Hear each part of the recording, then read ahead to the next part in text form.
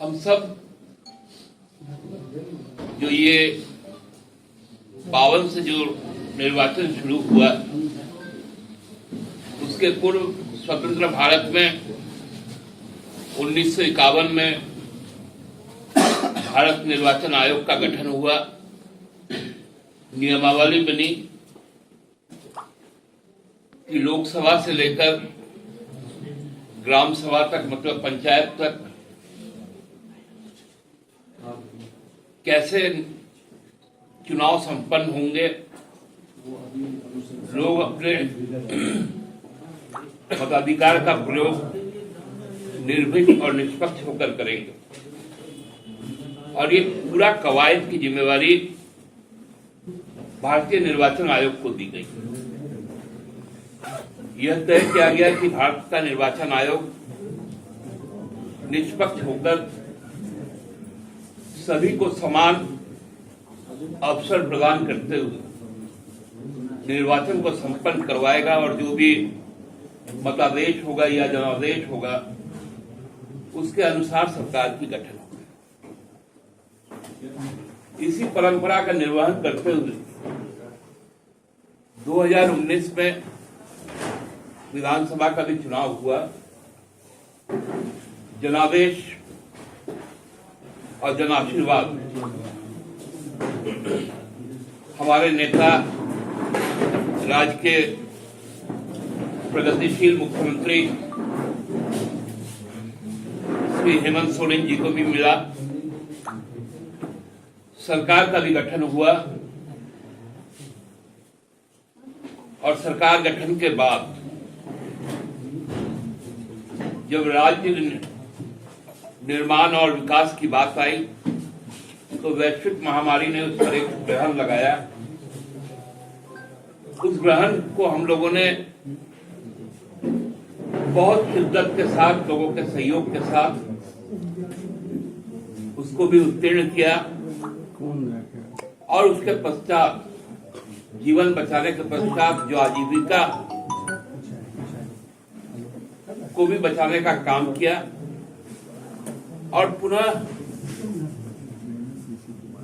राज्य में जो आकांक्षाएं थी लोगों की, उसके अनुरूप योजनाएं तय की, काम शुरू।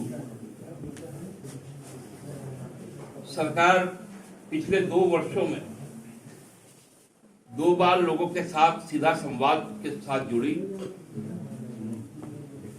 पूरी तरह से जो उनकी चाहिदाएं थी उसको समझा। ये शायद इस राज्य के लिए अभिशाप बन गया। हमारे जो प्रमुख प्रतिद्वंदी दल है यहाँ पर, उनको ये रास नहीं आया, क्योंकि जनादेश का अपहरण का एक लंबा इतिहास भारतीय जनता पार्टी का है। ये हम लोगों ने कर्नाटका से शुरू हुआ था और कर्नाटका के बाद इसका प्रयोग मध्य प्रदेश में हुआ, महाराष्ट्र में हुआ, कोशिश राजस्थान में भी हुई और एक विफल कोशिश झारखंड में भी हुई। लेकिन फिर भी जब भाजपा को इस पे सफलता नहीं मिला, जब यहाँ के निर्वाचित सदस्यों ने कहा कि हम अपने जनादेश के खिलाफ नहीं जाएंगे, तब शुरू हुआ एक नया पटकथा लिखना, साजिश रचना। उसमें भाजपा की जो केंद्र सरकार है, उन्होंने बड़ा अच्छा एक पटकथा लिखा और उस पर लगातार कार्रवाई शुरू। उसका एक ही उद्देश्य था और वो उद्देश्य आज भी जारी है कि हम सरकार को लोगों के साथ चैन से जोड़ने नहीं देंगे, योजनाओं को धरातल पे उतरने नहीं देंगे, असमंजस और भ्रम की स्थिति पैदा करके रखेंगे।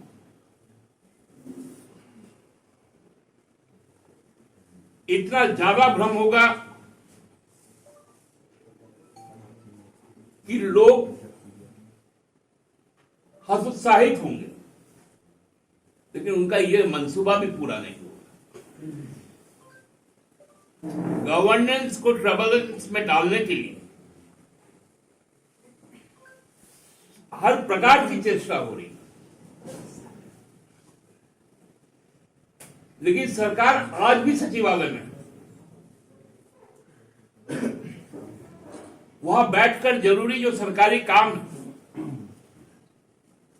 उसका निष्पादन हो रहा है। लोगों तक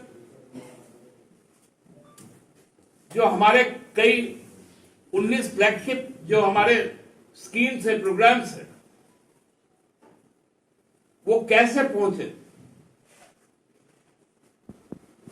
क्योंकि किसी ने सोचा नहीं था कि यहां का आदिवासी का बच्चा, यहां का दलित का बच्चा, यहां का अल्पसंख्यक का बच्चा सरकारी खर्च पर विदेश में जाकर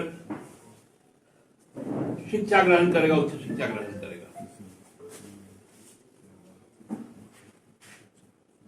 भाजपा घबरा गई कि ये कौन सा सर्वजन पेंशन योजना है जिसमें पूरा का पूरा सामाजिक सुरक्षा समेटे हुए,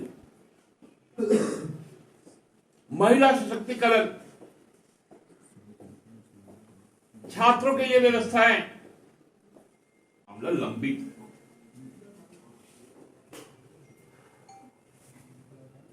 अब लग रहा है कि चुनाव आयोग, क्योंकि पिछले समय भी हम लोगों ने देखा था 2019 का चरण बता दिया गया था भारतीय जनता पार्टी की तरफ, किन राज्यों में किस तारीख को कितने चरणों में वोट होगी। गुजरात विधानसभा के समय में भी यही हुआ।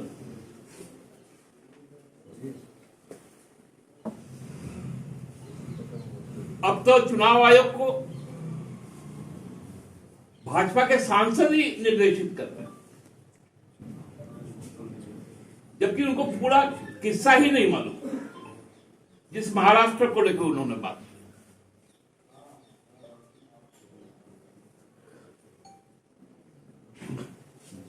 जब हाईकोर्ट ने यह निर्णय दिया कि मिनिस्ट्री ऑफ होम का परमिशन नहीं,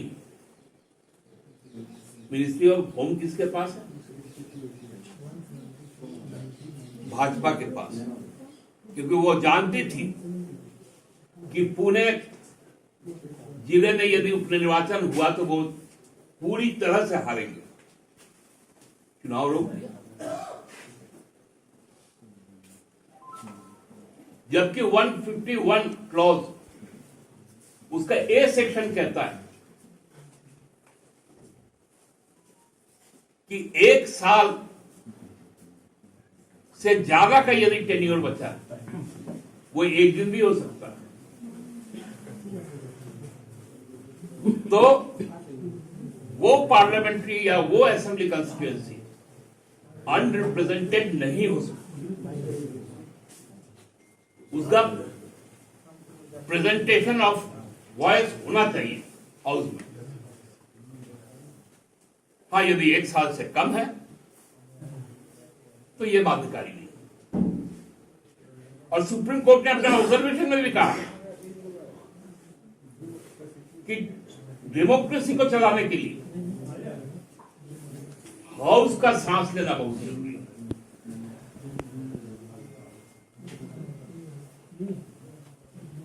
लेकिन अब तो नया एक कुछ मामला पकता है, क्योंकि गवर्नमेंट को आपने इतना हैमर किया, पूरा गवर्नेंस का हैमर किया। आपका तो इच्छा चले तो आप बुलडोज करें, लेकिन आप कर नहीं पा रहे। कितना दिन इस तरह से लोगों को सताइएगा? मई का महीना आ रहा है, लोग तैयार है जवाब देने के। राजनीतिक दल को राजनीतिक लड़ाई लड़नी चाहिए, व्यक्तिगत शत्रुता नहीं होनी चाहिए, पॉलिटिकल टारगेट किलिंग नहीं होनी चाहिए, जो यहां लगातार प्रयास हो रहा है।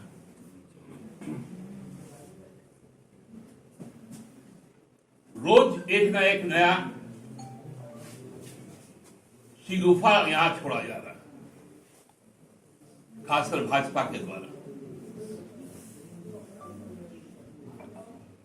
क्योंकि भाजपा राजनीतिक तौर पे यहां पर हमें परास्त कर है।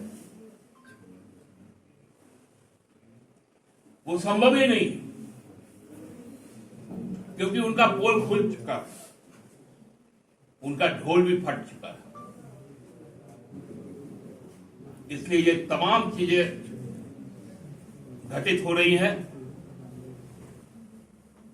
इनको अपना होने दीजिए, लेकिन हमारा जो कमिटमेंट है इस राज्य के प्रति, उसको हम पूरा करेंगे। आप लोगों ने देखा जिस प्रकार से नियुक्ति चल रही है, जिन्होंने 5 साल में एक भी जेपीएससी नहीं करवाया,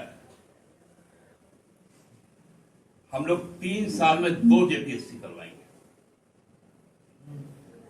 उसका भी अधियाचना अधिसूचित हो चुका।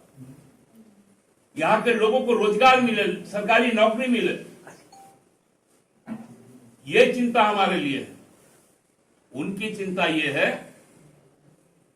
कि यहां सरकार को गिराया जाए, निरस्त किया जाए, लोगों को त्रस्त किया जाए। माकूल जवाब राजनीतिक तौर पे हम लोग देंगे। लोकसभा को ये अधिकार है कि वो कानून बनाए, राज्यसभा को भी अधिकार है। रुकिए, मैं आपको लोकसभा पहले से आप 150 लोगों को निकाल के आप इंडियन पेनल कोड को चेंज कर रहे हैं, सीआरपीसी को चेंज कर रहे हैं, एविडेंस एक्ट को चेंज कर रहे हैं, किए ना? संवैधानिक रूप से, हाँ संवैधानिक रूप से किया जी, अधिसूचित हुआ जी। आप बताइए, जब हिट एंड रन का मामला सामने आया, फिर क्यों ये अधिसूचना जारी हुआ कि ये कानून अभी रुका रहेगा? किसान लॉ 3 जब आया, हम लोगों ने विरोध किया। आप हमको बोलने कहां दी? क्या लोकसभा और विधानसभा या किसी भी राज्य का विधानसभा या विधान परिषद केवल सत्ताधारी दल के लिए रिजर्व होगा? आप 150 सांसद को बाहर फेंक देते हैं और कहते हैं कि मेरे पास शक्ति है, तो आप तो तानाशाह हैं, और इस संविधान में तानाशाह नहीं है। इसको तो जनता तय करेगी। आने दीजिए 24। अब जैसे अगर मैं तो वही बात कर रहा हूं।